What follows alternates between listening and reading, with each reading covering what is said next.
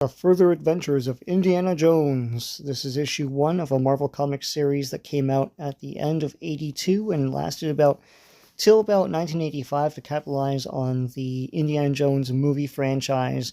Raiders of the Lost Ark came out in 1981, and so this comic debuted shortly after. I'm sure Marvel hoped that this would be another Star Wars success, where they launched a Star Wars comic and it became a top seller for Marvel almost right after the first Star Wars movie. So this is the Further Adventures of Indiana Jones Marvel comic with that classic Marvel Comics banner.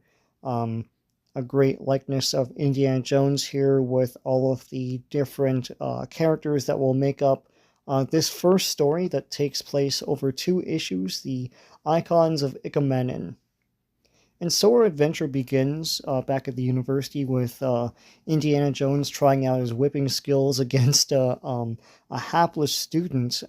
He's going to try and whip the cigarette out of this poor girl's lips, and Brody comes.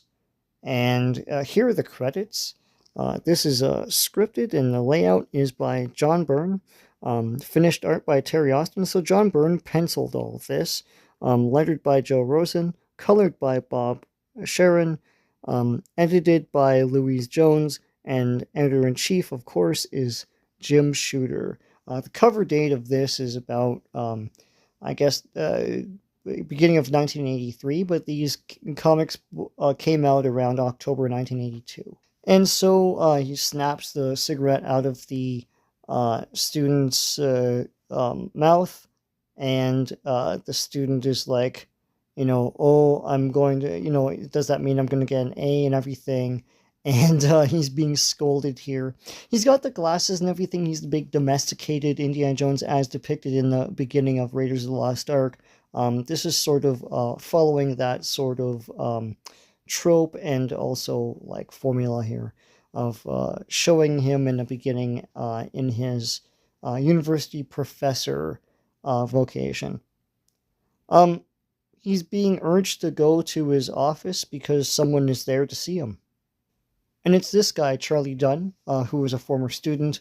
He was irascible, he was stubborn, just his kind of student, right? So that kind of gag. And Charlie Dunn, he has a proposal of a new adventure. And meanwhile, there's someone outside stalking him. And they've discovered the location of ancient idols, these golden statues, the icons of Ikamanen. But before you can relate further, he's stabbed to death, shanked from behind. And, in true Indiana Jones fashion, they're not really all that fussed about getting the authorities just yet. Indiana Jones has to rummage through all of these documents to figure out the maps and stuff like that. Like, dude, call 911 or something. I don't know what they had in 1936, which is when this whole story it takes place. But here he's slowly taking off his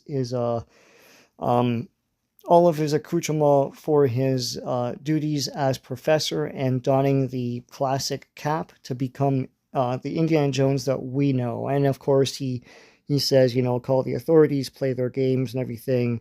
I'm going after the icons. Like a man just died in your office. So here's part 2, and he flies off. Indiana Jones flies off in his plane. At this point, they would have the Indiana Jones music, and they would have the map in the movies with the line going, like showing where he's going and everything. He goes to Krikambo, somewhere in the northwest edge of the great African continent, a seaport town older than the presence of white men in these climes. And he meets Edith Dunn. Edith Dunn is the sister of the man who just died in his office. And it's a former student, and she's looking all sort of like, nebbish and everything. And so they're going to go after the icons. And Indiana Jones is like, our starting place is the icons. And she's like, I've reserved you a room at my hotel, and I can show you the rest of the information we've gathered on the icons. But, of course, they're being stalked they go into their room and it's a mess because someone's been ransacking their place to get the plans to look for the icons. And of course, people rush them. Classic Indiana Jones action. People are trying to get the icons for themselves. They fight Indiana Jones and throw Edith out a window. Dr. Jones! Jones punches a dude, and now he's after Edith, just like in Raiders of the Lost Ark. Running around chasing the female lead, and he tries to swing from the window and lands in someone's grocery stand here, and chases the people that kidnapped Edith. Now, I gotta say something as we go through this comic. Indiana Jones media is weird in that the old books, there are lots of old paperbacks and everything that were published for Indiana Jones, but it's hard to track them down now because they've been out of print for so long. Even with newer movies like The Kingdom of the Crystal Skull and The Dial of Destiny, those books were never republished as far as I know, and these comics were never republished.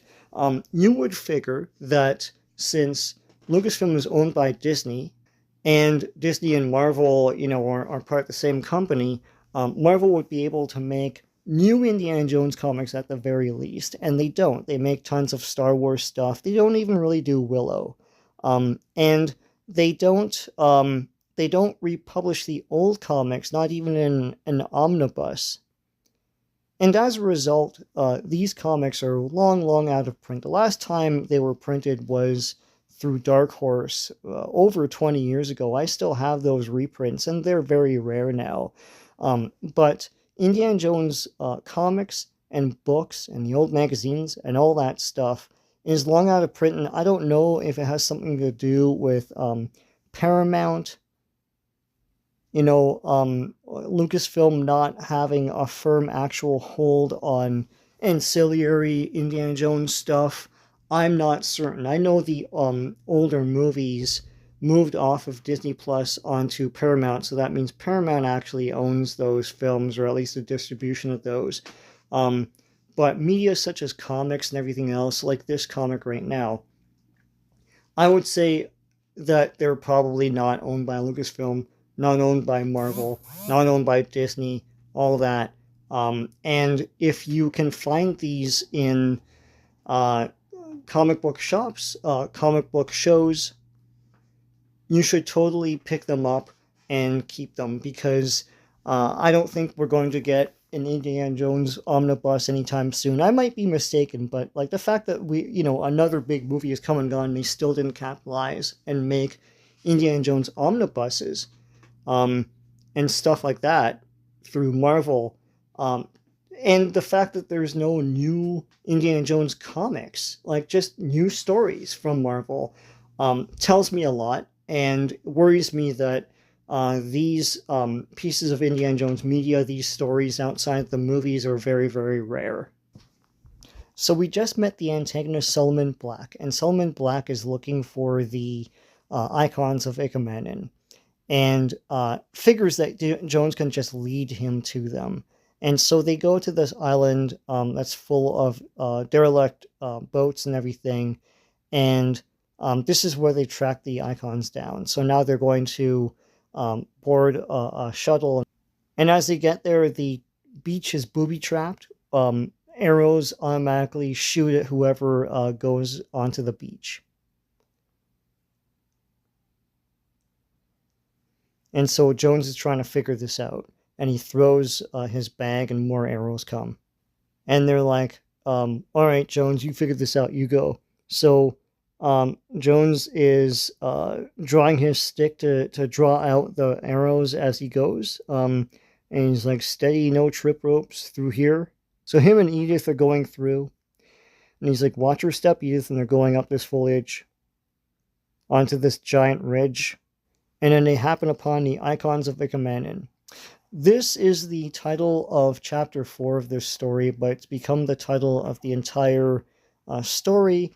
About 2 years after this comic came out, TSR did an Adventures of Indiana Jones roleplay game and adapted this story as part of their stories for the role-playing game. So you can play this game as a TSR adventure.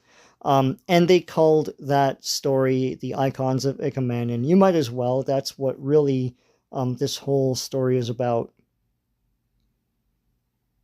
And so Indiana Jones and Edith go into this big temple. And all of the people in this village are gone. It's just an abandoned village. And they encounter the Icons of Ikammanen. And right off the bat, you could tell something's fishy. They notice that the golden statues are of people in despair, and they're very, very lifelike. Gee, what does that mean? These are not statues. These are golden-coated corpses. They're men that were dipped in molten gold and died. You can see bones coming out of them and everything. And all of a sudden, someone clips him in the back of the head. And next thing he knows, when he wakes up, he's being dipped in gold. Dun dun dun, by these guys that are making more Icons of Ikammanen out of Edith and Indiana Jones. And here are the bullpen bulletins for this comic. And Indiana Jones and Edith are being dipped into the molten gold to become more icons, to be continued in issue 2. So here's the concluding issue of the Icons of Ikammanen, the second issue of the Further Adventures of Indiana Jones from Marvel Comics in 1982. And here's the cover of Edith and Indiana Jones being dipped into molten gold. 22 karat doom. So when last we saw our heroes, Indiana Jones and Edith were being dipped into molten gold, and this is scripted by Missouri O'Neill. So they're doing their joke of Indiana Jones here. It's probably Denny O'Neill. John Byrne is penciler. Terry Austin, they call him Michigan Austin here, is inks. So while they're being dipped in gold, some commotion is happening outside. Someone is blowing up things, and it's Solomon Black's people. They're shooting at all of the tribesmen around here. So Indiana Jones tries to sway back and forth to try and escape this trap. And if they sway back and forth, he can kick this lever. And through the magic of cartooning, he eventually gets there. Clack. And they end up outside of the molten gold. So untying himself, and Edith tries to get out, but of course he's met with Solomon Black. Someone shoots a dart at one of Solomon Black's people before he can shoot Indiana Jones and Edith. It turns out to be these tribes people, and so it's modern, 1936 technology against ancient technology here. And they're all shooting arrows at Jones and Edith, and they're shooting back and everything, and he's like, Dr. Jones. And so the fight is over, but Solomon Black wants to kill these two anyway. And Indiana Jones convinces Solomon Black that he still needs him to decipher letters and coding around the icons, etc., because there is some sort of special power that you're supposed to be getting out of these guys. Without me, you won't get the rest of the goodies. The inscriptions on those icons tell the location of a second cache of golden statues. There aren't a dozen men in the world able to translate the inscriptions. I'm one of them. And so he agrees. But Jones can't really decipher those inscriptions. He bluffed, so now he's going to figure out what to do. There's nothing to translate. I made up that stuff to keep us from getting shot. I was hoping to get into the radio room and signal for help, but with the door locked and Black's goon outside with a gun, and so Edith is like, let me use my feminine wiles, so she gets dressed up and she's going to go and infiltrate the radio room. And when she lures the guy out, of course, Indiana Jones punches him in the face.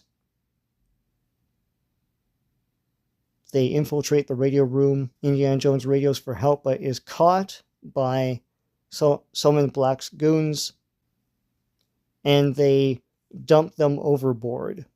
But as they're about to do that, a German ship fires at the ship. It's a German submarine. The torpedo blows up the ship, and so now Indiana Jones and Edith are out at sea. But they're picked up by the German U-boat, and they actually port them back to New York, which is hilarious. So now they're gonna send these to a museum, and it's like they're dedicating a whole wing to the museum to us, to you and your brother. No, silly, me and my icon. Oh, it's a shame that Charlie was murdered and all. I'm sure he'd agree. And then Edith is getting starstruck, like the newspapers will be there, and the radio, and Life magazine, and the movie newsreels. And the Indiana Jones like, and me, I'd like to tag along. And she's like, what for? And it's like an obligation to take care of you. Well, all right. So now they're in the plane together. And Indiana Jones puts two and two together. And he's thinking about Charlie's murder.